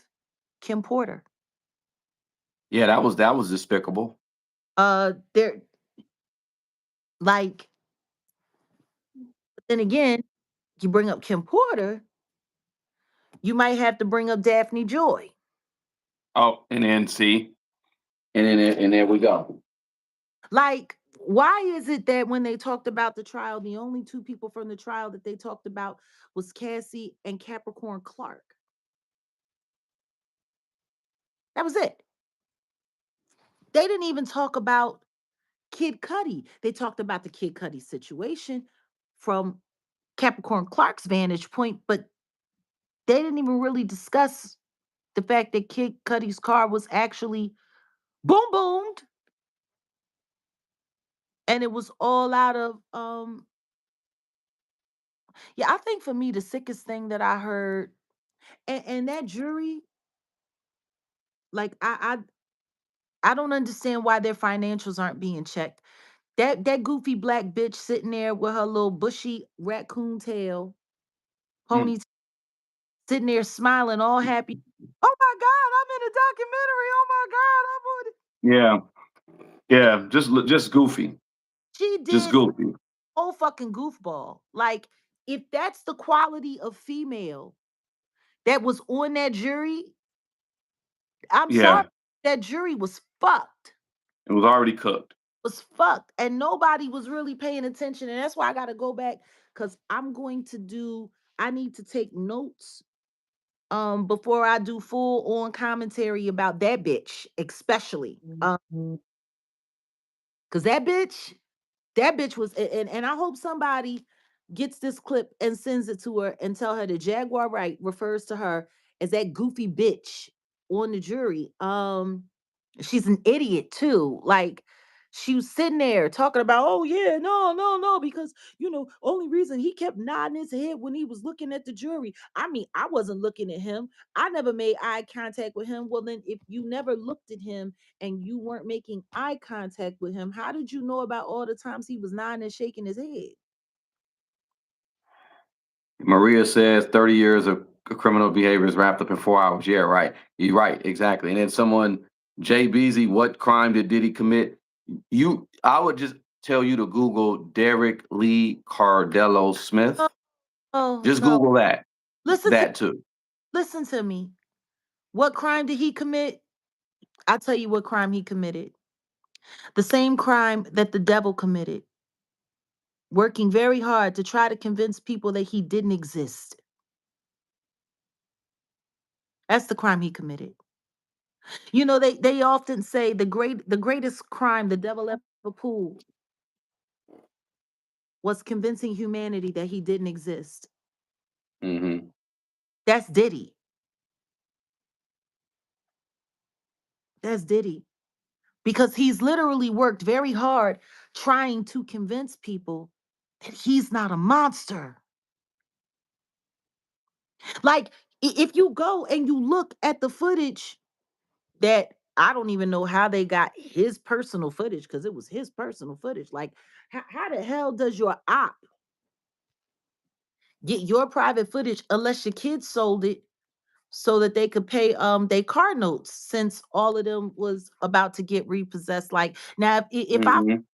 that Justin sold or Christian sold that footage of him literally on the phone with KK, him literally on the phone with and when I say KK, I mean Christina Coram, with him literally on the phone with Mark Agnafilo, talking about how they were losing the information war and how they needed to get in the game because they needed to spin the narrative. Understand this, an innocent person ain't got to spin shit. If you're dealing with the truth and you rocking with the truth and what you're saying is absolutely true, the only thing you need to do is get the word out. You wouldn't be using words like, we need to deal with a damage control specialist to spin the Yeah. narrative. We need to Yeah. spin the narrative. You need to spin shit, bitch. But the money There's can't. no there's no spinning the truth. There's nothing to spin. It's the truth. But more importantly than that, he was literally sitting there saying, Dawn, can you believe this goofy bitch Dawn? She's saying all Hmm. this shit. You know what? We got a bunch of interviews from when she was in the band and she had to say nice things about me. Go and dig up all of her interviews. Do you got an editor? Do That's you got? ridiculous. We're Yeah. li- He was really going. Yeah. we're sitting there watching him go out of his way before he was arrested to change the narrative of what was going on to poison the fucking jury pool, which he did. And if that didn't work, I'm sorry. I think people need to start checking the financials. Like, that black bitch, like, of all of the jurors for you, I would have rather them put Mr. Bean in this documentary than the Indian man. And standing like people, like, no disrespect, but I don't know too many dot Indians, not dot Indian men that aren't extremely misogynistic. I just don't know too many. No, Like, you're right. You're right. dot Indian men, um, especially the northern, what's the one, the Brahmins, a Brahmin descent, like, the higher up in class they go, the less respect they have for women. Matter of fact, they're still over there cutting off their women's hair. They still over Mm-hmm. there women like cattle. Now to this, Mm-hmm. they still over there doing dowries. Like Yeah, they do it more than the Muslims do. Like they it's do. so for them to have like how did how the fuck did Comey let that motherfucker on the jury? Like they got a jury expert. You didn't have a challenge for that bitch? What's 2 plus 2? That's the challenge. Like there's no way the fucking prosecution should have let there's no way a federal prosecutor should have let his motherfucking ass on that fucking jury. They No. are fucking, I mean, misogynistic as fuck. As fuck. They are misogynistic.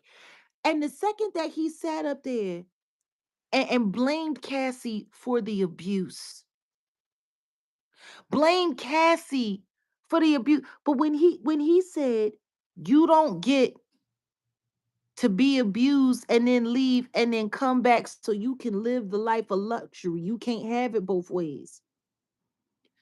When he said that, that's when I knew, okay, sweetheart, you can't come into the chat just saying stuff like that. And definitely not in all caps. No, you should have. Let me find it. Let me. They gotta go. Well, we're gonna time you out. We're gonna do that, but no, you can't do that. Can't. Sorry. They're doing that for a reason. I Um, know. Keep we it can up though. I'll just block them. go, but my thing is apparently he didn't listen or watch the video. Um, because Cassie did try to leave on several occasions, and every time she tried to leave, she was tracked down by staff members.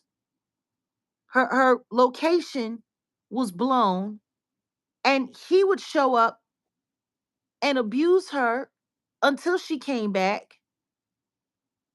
Like I don't get it. I'm not understanding. Like you can tell these people were not paying attention. That jury, if he is a representation of what the men were thinking, and even that goofy black bitch Mm. with the raccoon ponytail, for her to sit there and for them to ask, is Diddy a dangerous man? Is he a violent man? And she said, well, I saw the video. I mean, I guess he can be. What the fuck do you mean he can be? She sound more like a fan, She was fanning out. and she look goofy. They the prosecution failed with that jury. They failed with that jury. If that's the representation of what that jury was and those people, then that means they let every bad thing that they possibly could on that jury without a fucking real challenge. Like for her to sit there and say that her and Diddy had the same facial expressions during the trial and Mhm. he was over and he was not, but that's because he forgot where he was. Like you're speaking for him like you one of his fucking baby moms, bitch. And then on top of that, for her to sit up there and say that she didn't believe any of what Capricorn Clark had to say. And then you follow it up by saying, oh, well, I guess it was just because of all of the emotion, it just really got in the way with what she was trying to tell us. So you see this woman having a PTSD flare up, and that makes you doubt that she's telling the truth?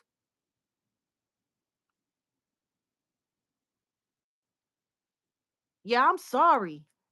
Either they all was like main veining and watching Courtney Burgess and Lamisha Fuller video, or they was paid. Like, what is he guilty of? He's guilty of a lot. And it's just really sad. It's really sad. Like it's just so fucking sad.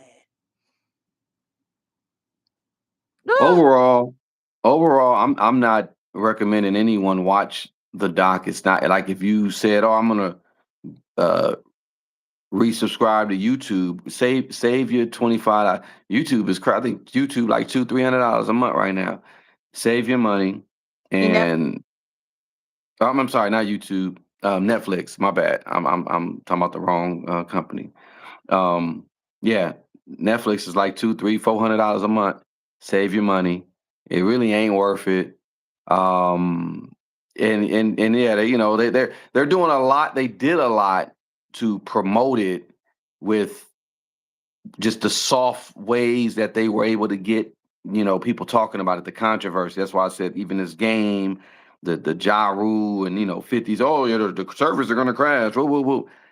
Yeah, and then Netflix don't um, release numbers like that per se, but I'm sure it'll probably do moderately well. But overall, to me, it doesn't have any replay value. Like I literally fell asleep. I'm supposed to watch four. I don't even want to watch it. no, I'm done. I don't even want to watch it. I know, but Like, we'll see.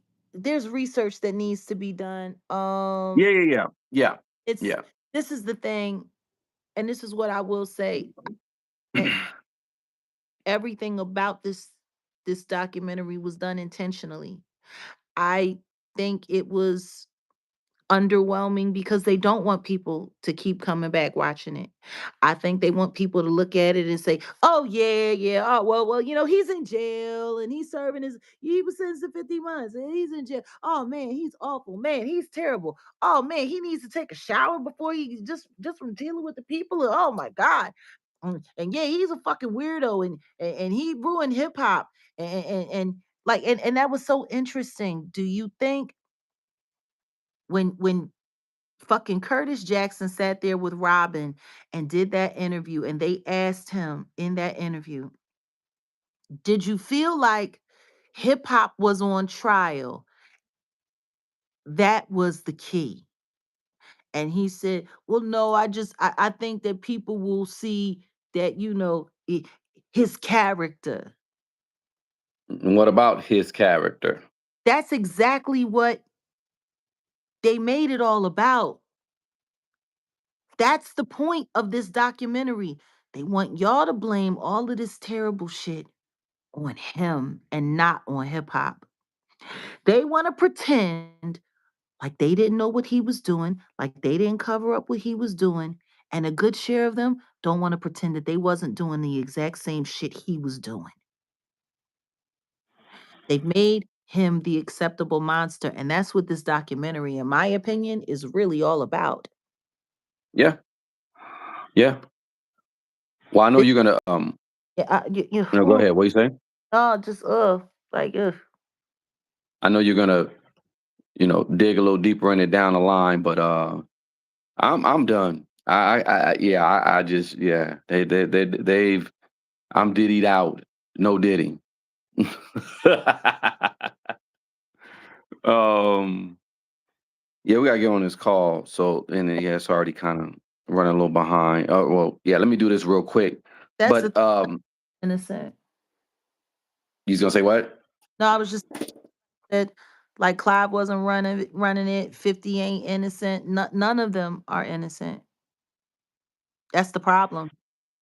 None of them. Not at all. None. Um, okay. Appreciate everyone commenting in here. We're gonna go, we'll just do 1 through 10 today. Admin, uh, Leilani, Alina, Barbara J, Auntie Leah, Patricia Blair, Jen Brown K, classic music. Uh, yeah, bro, I'll hit you. Let's pull up to that event. I'm gonna see if Black Diamond gonna pull through too. Mudana, Cat Form, and I'll give Lee Hop, Fran, and Mikeia Sanders a shout out as well. I appreciate everybody that unfell through, came through the set today. Please just like and share and look at a few of the older videos I've done. Got documentaries on here. I got full-fledged documentaries on here if you're into that type of stuff. And I'm gonna get my podcast back popping too. You probably will see me doing a lot more on the podcast side, Wolf Tickets. because that's just where it's at.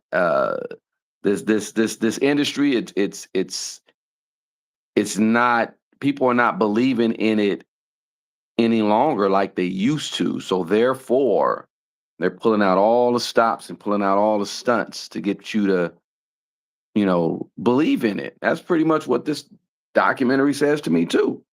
They're working It's like, he is bad after coming back from COVID. Well, the COVID, the pandemic. Um, After coming back from all of that and the way the economy took a hit, and then running clean into heavy inflation, and then running, through just everything that's happened, all that's gone on. Truth is entertainment took a heavy hit. It took a heavy hit, and they are trying to get people back out going to shows. They're trying to get that dollar back up. They're trying to make sure that people are spending money on platforms, or buying merchandise, or making sure that you're buying whatever, company is endorsing them. Like, this is what entertainers are for. They're to drive your consumer dollar into whatever corporation they're slaves for. And that's really what this is all about. This is yeah, all figuring out how to squeeze all the money out of you, while most of America is struggling and have much better things to do with their money than investing it in these hollow experiences. Like, it's, once upon a time entertainment used to be entertaining, and now it's like, when you think about all of the money that they waste producing a Beyonce show, golden horses and cars flying from the ceiling, like, it takes money to pay for all of that stuff. And the thing is if she was really that great a performer, would you need all of that shit? Because I've never seen any of that at a Luther Vandross concert. Not once. Not ever. no, I've never seen Barbara Streisand or Bette Midler need all of that fucking bullshit to sell a fucking expensive ticket.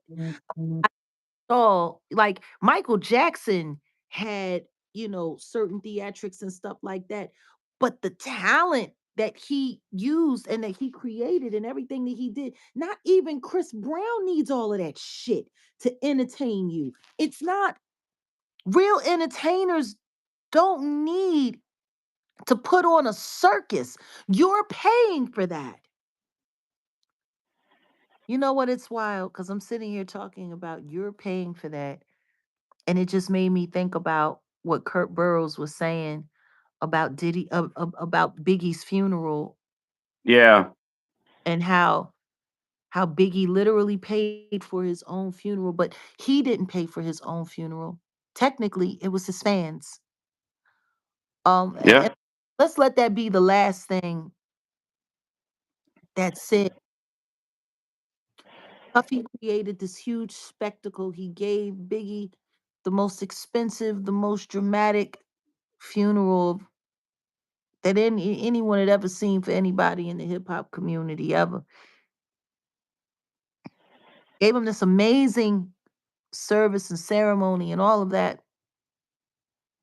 And Kurt Burrows in this documentary shared with us how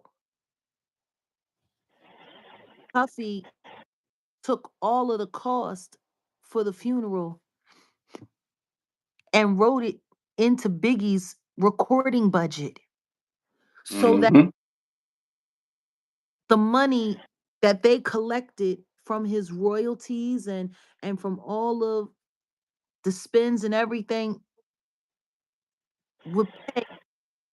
Biggie's budget paid for his own. He paid for his own funeral, and that hmm came from the fans who bought the albums, from all of the radio play, from all of the radio stations that played his spins. Like, he literally did all of that to make it look like he cared about him, and not a dollar of it came out of his own pocket, which is crazy because that means they ran up the budget. See, how it works with record deals is they spend a bunch of money out. They spend a whole bunch of money out for your recording costs, for your A&R, to pay for all of the executives that are working your projects, to pay for the merchandising, to pay for your promo tour, to pay for your radio budget, to pay radio, to play your record, to all of these things. They put that in a budget. So when your project is earning money for the company, all of those things have to be paid back with interest. And then whatever is left is what goes to the artist. Usually, how it works is there is nothing left, and you're left with a deficit. And the next album that you do has to go towards paying that. And all of this is done with interest. So I want y'all to understand that all of the projects that they put out for Biggie after he passed away, starting with Life After Death, paid for his funeral. The fans paid for his funeral, not his friends, not no one. I don't even think, and that's crazy because that's money that should have went to his children. That's money that could have went to his mother. That's money that could have went to his spouse. Lynn, technically, crazy, man. Ugh, breezy. All right, y'all. Get up out of here. Appreciate y'all. Appreciate every like, every comment. Y'all keep participating. We'll be back here tomorrow. Y'all hit the like on the way out. Peace. Peace.